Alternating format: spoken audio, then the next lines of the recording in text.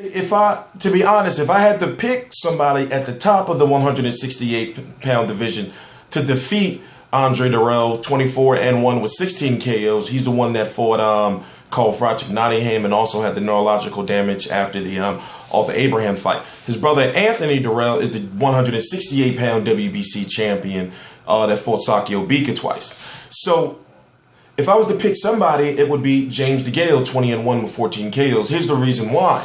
Is because looking at the scale and how much he's learned and changed since his first loss, which was a close loss to George Groves, I see more of a defined fighter. Now, looking at the controversy of it all is, you got Andre Dirrell, who's the #1 contender for the IBF title.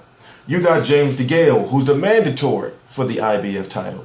You got Carl Froch, elbow injury, who's the IBF champion. So it makes perfect logical sense that if it was to happen, it would be in the end of April, that Andre Dirrell and James DeGALE meet. Now, putting that fight over in the UK would be a whole lot of money, but it's all about if Andre Dirrell, who's had a close decision in a fight, that close decision loss, his only loss in the fight people feel he won, going back over there to fight, someone else.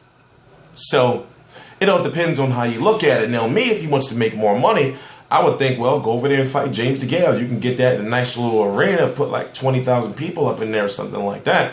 So it's all about realistically if he wants to go over there, and let's be, 100% honest. Like, will he get love like from the judges? He's already experienced it once. So that's the only thing that I'm thinking, would stop the fight from happening. It makes perfect sense. Once again, you got Andre Dirrell, who's the #1 contender after the mandatory James DeGALE. So whatever happens with James DeGALE, Carl Froch, if they were to fight, would have to fight Andre Dirrell anyway. So you might as well get him out of the way. Therefore, you have a clear path to that 168-pound title. Why wait? Get it out of the way. And you can make some big money doing it. Carl Froch obviously doesn't want to fight him for personal and financial reasons, not mentally. He's not scared of James DeGALE. I believe it was a year ago, 2 years ago, he would have fought him. Or if he didn't have to fight George Groves twice, which was beneficial for him to fight George Groves twice, then he would have fought him. But if you don't know, I forgot, I'm T-Street Controversy. This is T-Street Controversy Live. I cover every single major fight live, news, predictions. This is what I do. Basically, I cover a fight every other month. So I went to Bernard Hopkins versus Sergey Kovalev. Went to that one. I'm going to probably be doing one in March, and I know I'm going to be doing Klitschko versus Jennings. So what that means is press conference, post-fight press conference, interviews, workouts, anything pertaining to the fight, I will be there.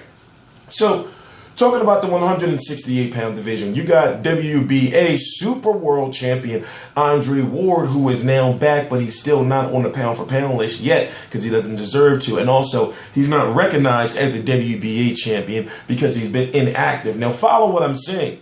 Carl Froch is the recognized champion of 168 pounds, WBA and IBF. Why? Because he's been active. Carl Froch has had 5 fights to Andre Ward's 1 since they fought, if I'm correct. Was it 5 or 4? I believe it was 5.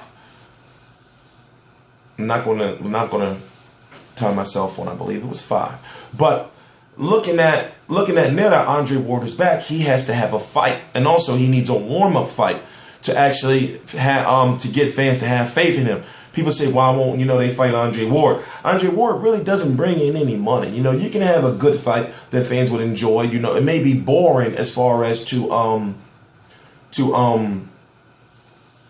fans who want to see knockouts. But to, fight fans who appreciate the sport, you would actually enjoy seeing an Andre Dirrell versus an Andre Ward. But guess what? It won't sell. So therefore, it's going to be in some empty arena, with like 5,000-6,000 people. It's not going to be too much beef at the press conference. The man is son of God, for crying out loud. So, but if you was to take Andre Ward, take him over to the UK against like a George Groves or somebody, easy pickings, easy money. And it's like, how can you not get a decision over there and maybe not even stop George Groves? And I know people think I just be pooping on George Groves, but he just got so much to prove to me, especially after watching his 2 fights with Carl Froch and Lebras. What was his first name? I forgot his name. And I covered the fight. No, like he has something that goes on with him later on in fights. That's why if James DeGALE was to fight George Groves in a rematch, which would be a big fight, even though people say, no, they should wait until they get titles. How do you know George Groves is going to get a title? And I'm talking to the UK fans. to me, over here in the States, it seems as though James